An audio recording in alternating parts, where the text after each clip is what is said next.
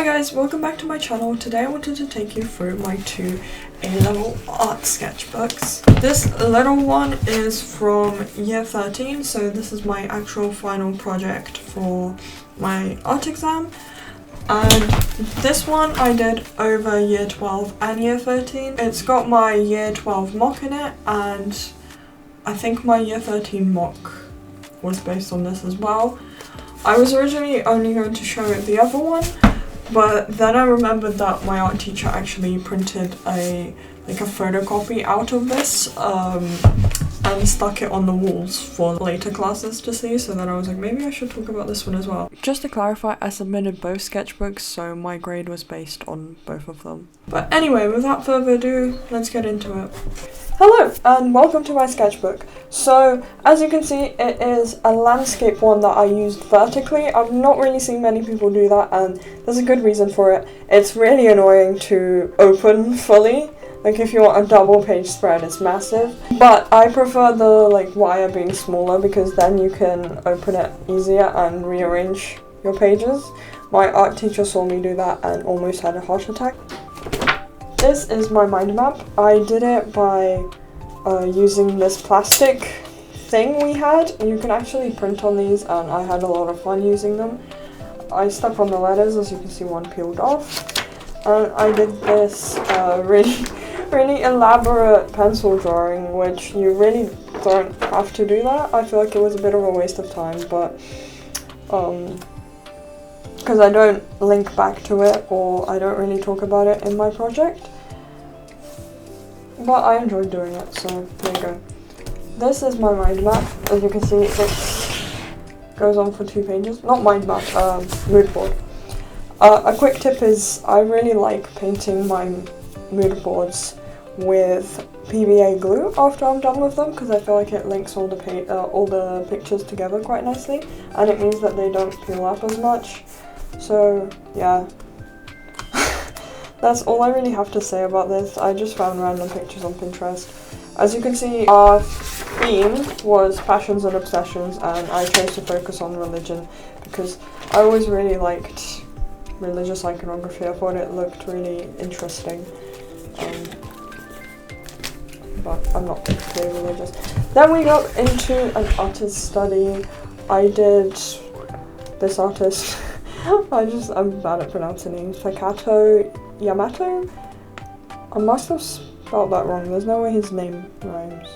Anyway, this is an artist I really like. I actually did the same artist for both of my projects, which, since they're meant to be quite separate, I think was allowed.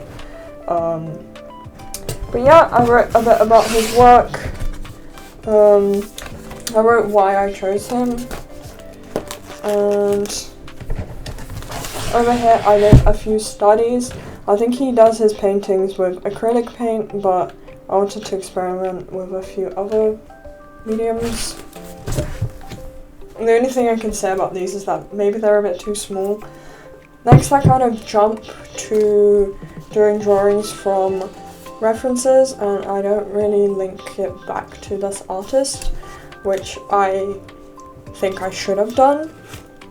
But anyway, we go on to another artist study, which is of Rich Stewart, and I explain why I chose this artist. I mainly chose him because I felt like naturally my work kind of lacked detail, and he had a lot of detail in his work, so I wanted to look into that. But then I feel like it feels a bit incomplete because I do a few quick drawings and then I move on to this, and I don't necessarily link back to that again. So if I was doing this again, I would do that. However, I think this was quite a quick project because we're already moving on to the final piece. And here I have some references that I took and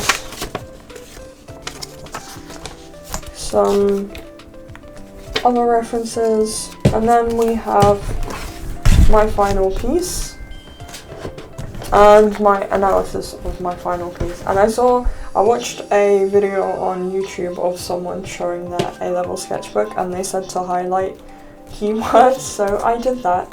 I do think it's quite helpful, maybe even to like organize your writing so that your teacher's not as overwhelmed and so that you know that you used all the keywords. But yeah, as you can see, that was quite a short project just for the mock. And then I think in year 13 we had to carry on with this project, so I decided to focus more on architecture. And this is my mind map.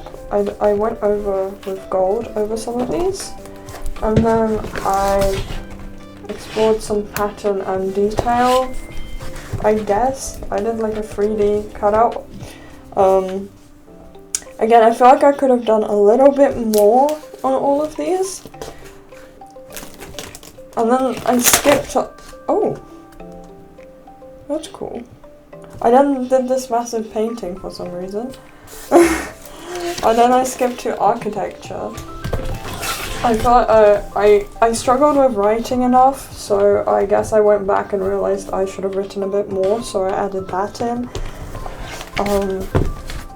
I think if you're someone like me who struggles getting their thoughts onto paper, I really recommend looking into university level reflective writing.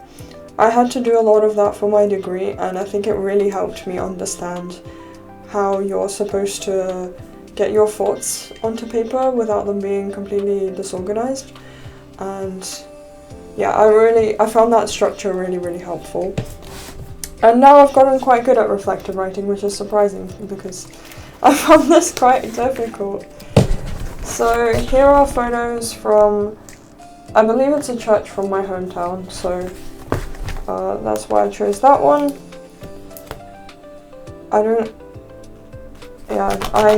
know why I did this, but I guess I was trying to link the architecture back to the detail studies I did earlier.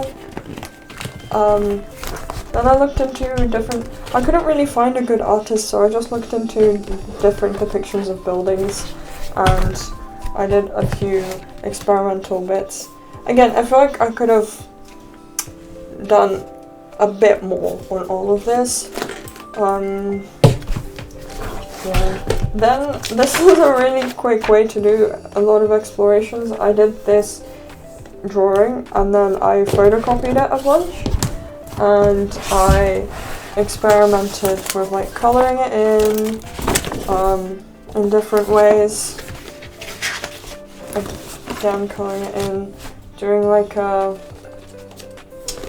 batik style thing. I found it, I couldn't really get much detail with it, but yeah, that was my stencil for the batik thing. And then I cut it up. I don't really know. These are just really random, but I'm sure that it is quite good for your project to show that you weren't just very set on one thing, that you tried a bunch of different things. Here I think I scanned it through some tissue paper, but it turned out really hazy, so then I put a burnt one over it. I jumped to this artist who does like iconography. I did a little patch of texture and ways of adding texture. I looked into some more references. I'm not even sure if they were exactly by him, but there you go. Then this is actually on a board. I did like my own type of icon. I feel like this could have been more closely linked to that. It is a bit stylized. I didn't really explain where all of that came from.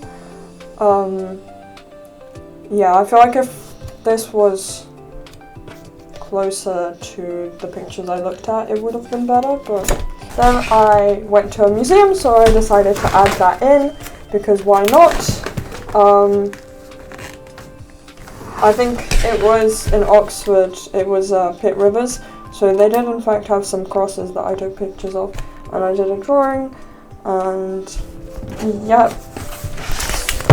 Then I did a drawing in ballpoint pen. Again, it's not entirely linked because this is just some random guy, but I think the fact I was good at drawing did kind of save my project a bit. This was also from the museum. I looked into like alternative media because I saw this painting on a rock at the museum, and I saw a bunch of eggs at the museum as well. So then I did a bunch of drawings of architecture on eggs, which I feel like not many people have done in their art project.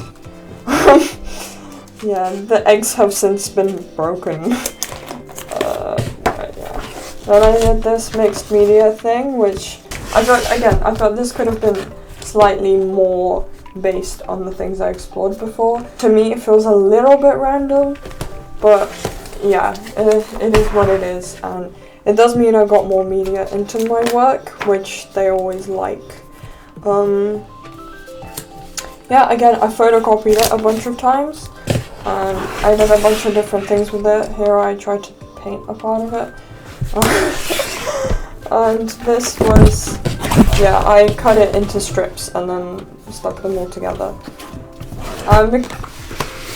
This does link to things later on, so this isn't entirely random, because after that I started working on more like glitchy things. Like over here I did a bunch of glitch art. This is like one of my favorite drawings that I've ever done. I really like it, and I think it's quite original. I've not really seen many people do glitch art like this. I actually did that after I came up with the idea for my final piece, so if I'd done that earlier I would have definitely gone with that, but instead I edited a bunch of different pictures of the building together, and I did a few media tests.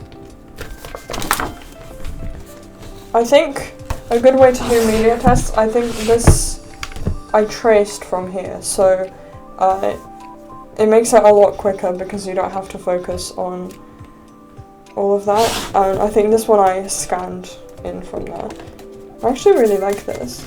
Did more different experiments on the plastic. That's what it's called, acetate.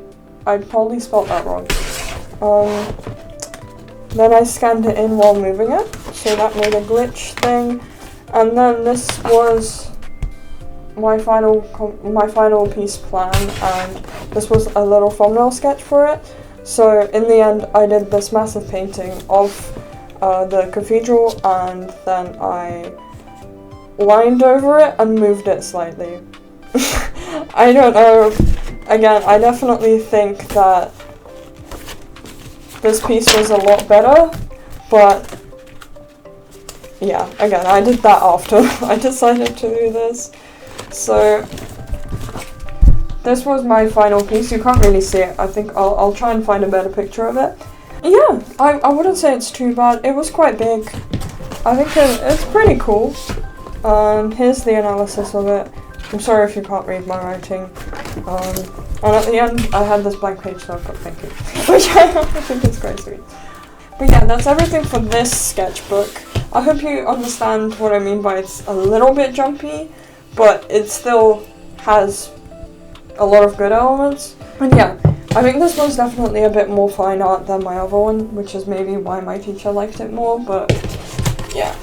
Let's get on to the next one. I really like the cover of this. It's so simple, and this is just a random picture I think my friend printed out for their project, and I just found it on the floor. So I was like, can I have this? And she was like, yeah, of course.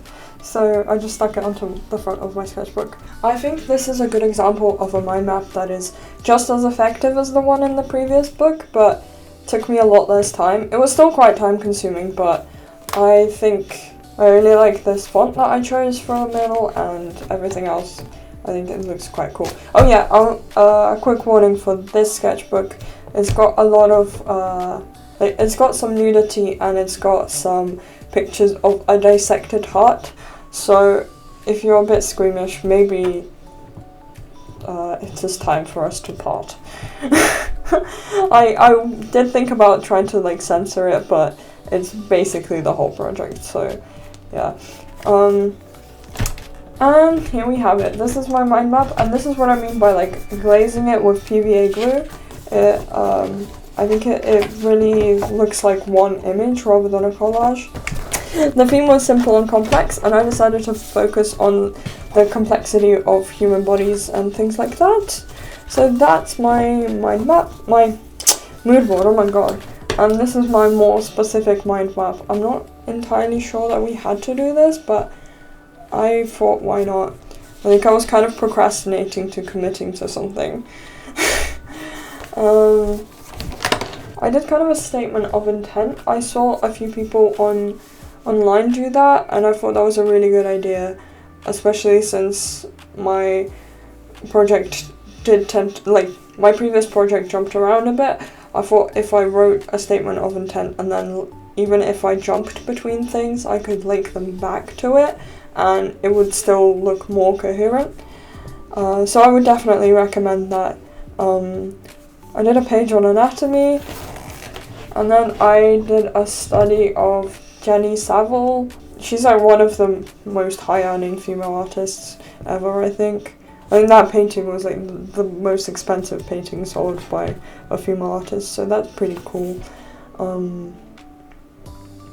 Yeah, you will notice that in this sketchbook I do tend to keep my pages a lot simpler, and I think I was a little bit burnt out after trying to make all of my pages more elaborate, so I chose to use a smaller sketchbook and put more effort into my drawings, which I think worked quite nicely.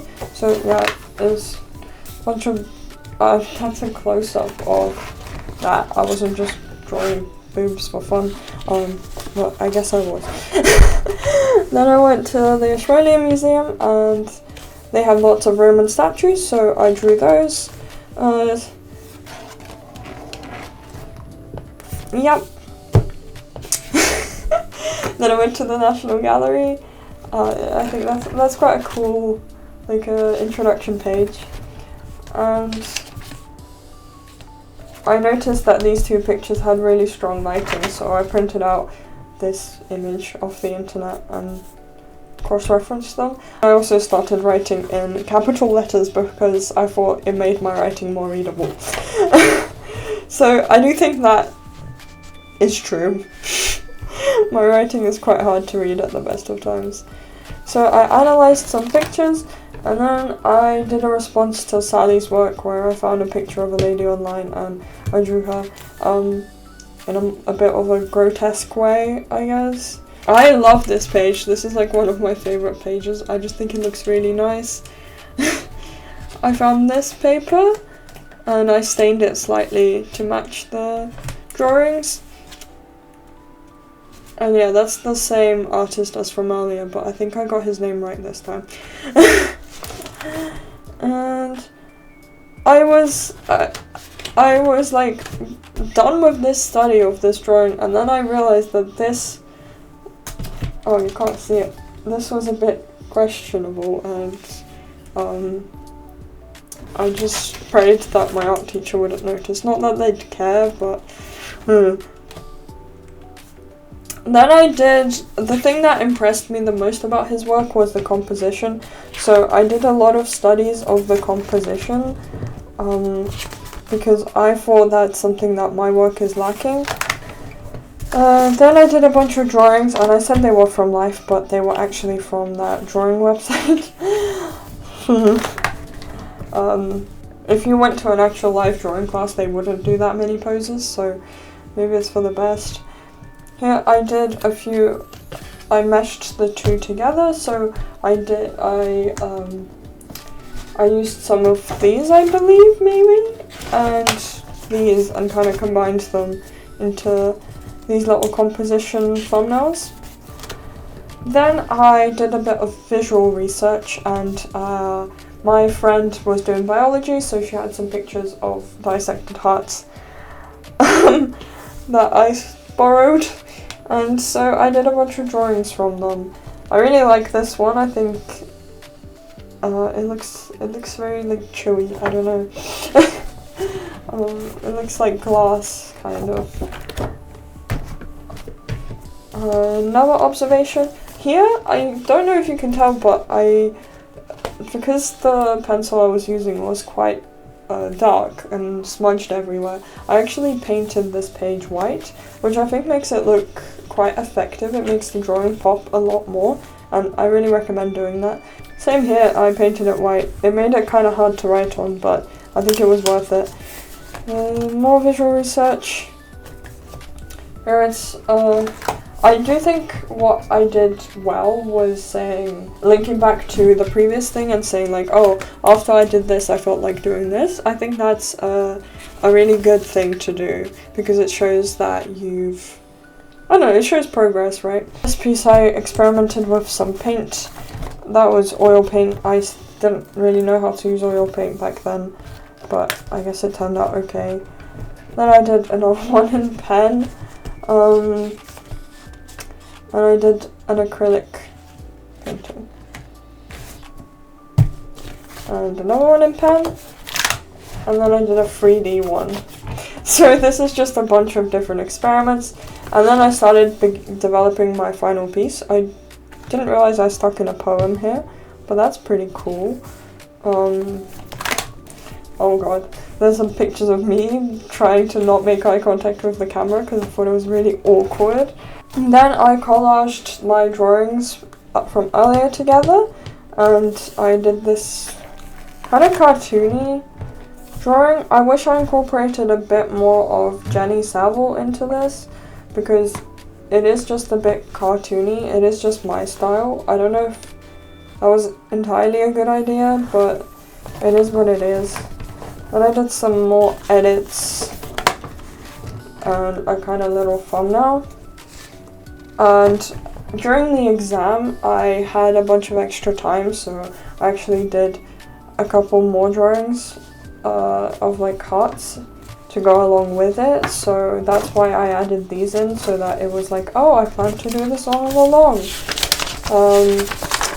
Here are my 2 references. So instead of focusing my project on the like hearts and the close-ups of the hearts, I used them as a background for my final piece. And I don't actually have my final piece, my department lost it, but I will post a picture of it. I wasn't super attached to it anyway. But yeah, that's everything. I hope this video was somewhat helpful. Thank you for watching. Bye.